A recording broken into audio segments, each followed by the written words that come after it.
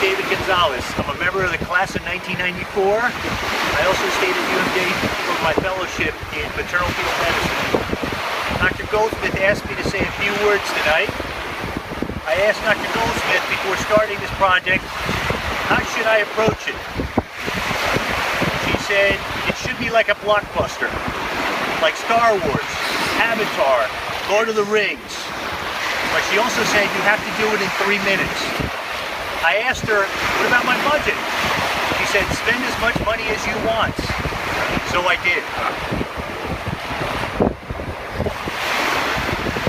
It is an honor to be here tonight to honor Dr. Weiss as he departs for his next adventure. I'm sure it'll be quite challenging learning how to slow down when you've lived a life at this pace and amass such a list of accomplishments. I was trying to figure out what to say, but it actually came quite easily. This is not an epitaph, but merely a few words about what Dr. Weiss has meant to me and what I'm sure he has meant to many of the residents throughout the 25 years or so that Dr. Weiss has been here. Dr. Weiss has had a long and distinguished resume, and that is an important part of why many of the residents choose this program.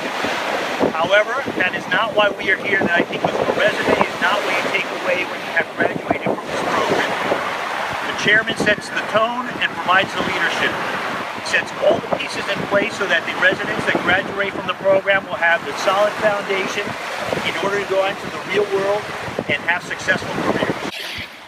I remember the first night when Dr. Weiss took me and the other 3 residents in my class to Pepe in the ironbound section of Newark like it was yesterday. I remember the first night on labor and delivery when I actually slept and thought, hey, this isn't too bad. Little did I know. I remember my repro endo rotation in my second year.